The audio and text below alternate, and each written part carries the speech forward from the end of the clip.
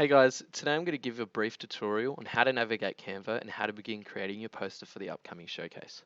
First of all, you want to open up your browser and type in at the search bar www.canva.com. Now once that is loaded, you can log in at the top right there if you already have an account, but if not, you can sign up by following the links in the middle.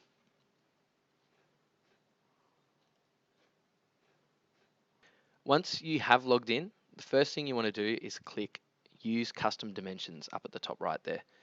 You want to put in 841 in width and 1189 under height. This has to be in millimeters as well.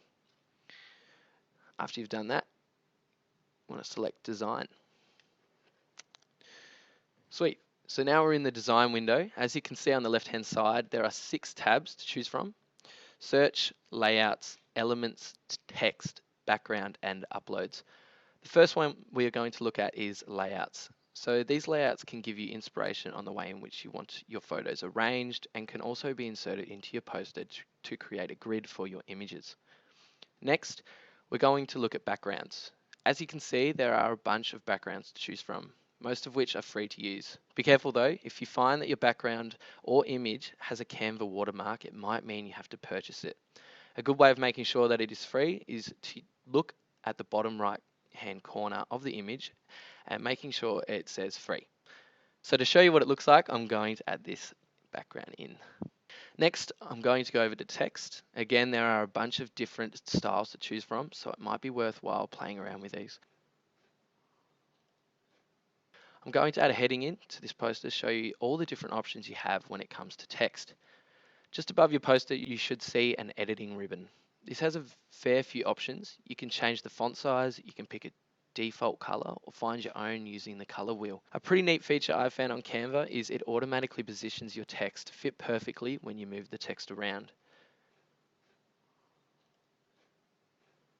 Now I'm going to add a small body of text and going to mess around with a few other options. I'm going to change the font size, make it bold and put it in italics. You can mess around with the letter spacing and whatnot, and also change the font style. Now we're going to look at elements. First of all, free photos. Canva supply you with a load of free images that are all of the highest quality possible. When using photos from Canva, you can be rest assured it will come out perfect. I will add in one now to show you.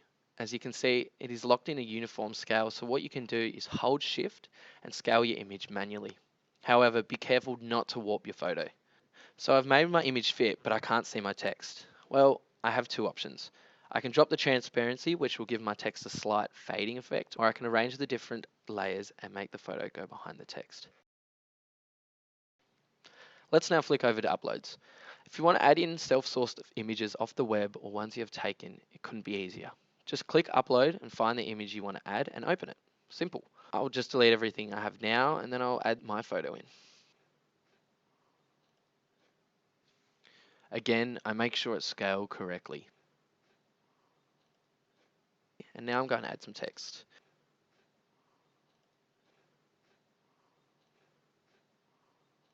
I'll head over to Elements and use a line.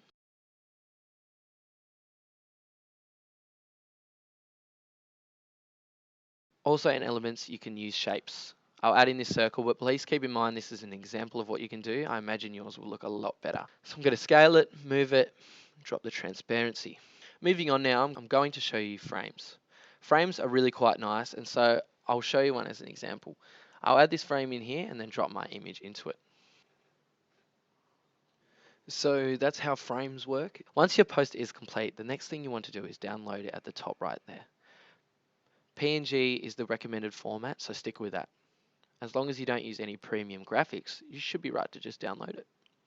The last thing I want to say is make sure your photos are of the highest maximum quality. The minimum for self-sourced images is 300 dpi. To check this, right-click on the photo you want to use and go into Properties. Select the third tab, Details, and scroll down until you see the image ID. This was a very brief rundown on Canva, but it should cover the basics. I recommend taking some time to play around with all these options and figuring out what works and what doesn't. Thank you very much.